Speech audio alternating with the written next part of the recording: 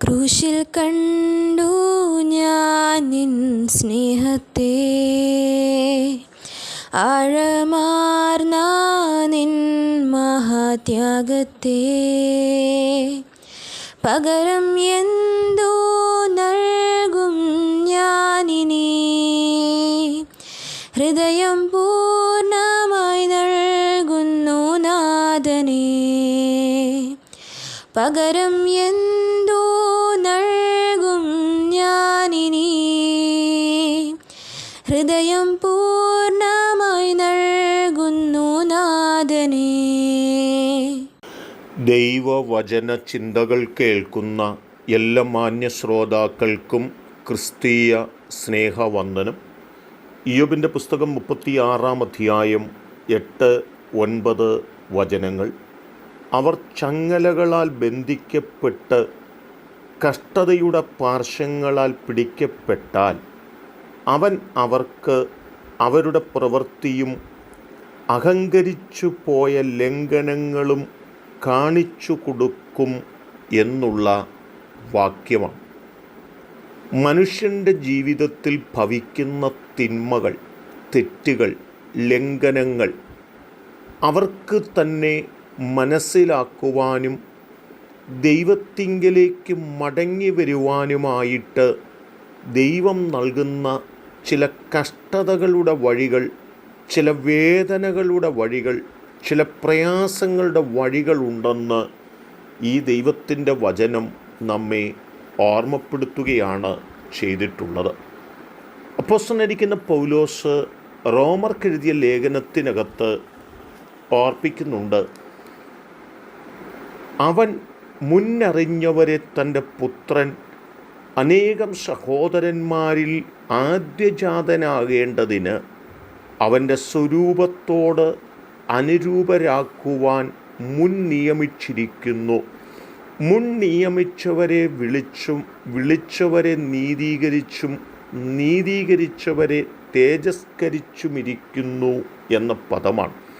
ഇവിടെ അത്യുന്നതനായ ദൈവത്തിന് ഇഷ്ടം തോന്നിയ മനുഷ്യനെ ദൈവത്തിങ്കലേക്ക് വിളിച്ചു വേർതിരിക്കുകയും അവരെ നീതീകരണത്തിലൂടെയും തേജസ്കരണത്തിലൂടെയും കൊണ്ടെത്തിക്കുവാൻ ആഗ്രഹിക്കുന്നു എന്നുള്ളതാണ്.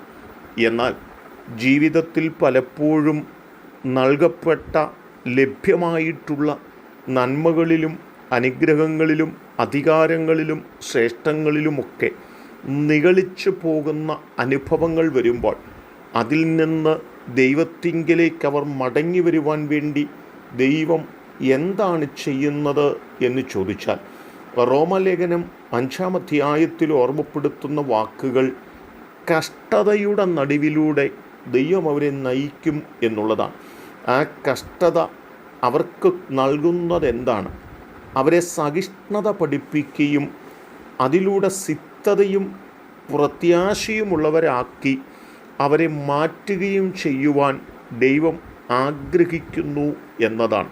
അപ്പോൾ ജീവിതത്തിനകത്ത് കടന്നു വരുന്നതായ എല്ലാ കഷ്ടതകളും, എല്ലാ ദാരിദ്ര്യങ്ങളും, എല്ലാ ബുദ്ധിമുട്ടുകളും, എല്ലാ പ്രയാസങ്ങളും, എല്ലാ പ്രതികൂലങ്ങളും ദൈവം നമ്മെ കൈവിട്ടതുകൊണ്ടല്ലെന്നും ദൈവത്തിങ്കലേക്ക് നമുക്ക് മടങ്ങി വരുവാനും നമ്മുടെ ലംഘനങ്ങൾ, നമ്മുടെ തെറ്റുകൾ നമുക്ക് കണ്ടെത്തി അതിനെ തിരുത്തുവാനുമുള്ള ഒരവസരമായിട്ടാണ് ജീവിതത്തിനകത്ത് ചില കഷ്ടതയുടെ വഴികളിലൂടെ ദൈവം നമ്മെ നടത്തുന്നതെന്നും ഈ ദൈവത്തിൻ്റെ വചനങ്ങളിലൂടെ പൗലോസ് നമ്മെ ഓർമ്മപ്പെടുത്തുന്നുണ്ട്. ദാവീദ് ഒരിക്കലും ചെയ്യുവാൻ പാടില്ലാത്ത ലംഘനമാണ് ചെയ്തത്. താൻ വ്യഭിചാരം ചെയ്തു, താൻ ഒരുവനെ കൊന്നുകളയുവാനും ഇടയായി. തൽഫലമായി ഒരു പ്രതിസന്ധിയുടെ നടുവിലൂടെ തന്നെ കൊണ്ടുപോയിട്ട് തന്നെ ദൈവം തിരുത്തുവാനുള്ള അവസരം നൽകി താൻ തിരുത്തപ്പെട്ടവനായി ദൈവത്തിങ്കിലേക്ക് മടങ്ങി വന്നതുമായ ചരിത്രം തിരുവചനത്തിനുള്ളിൽ കാണുവാനായിട്ട് കഴിയുന്നുണ്ട്.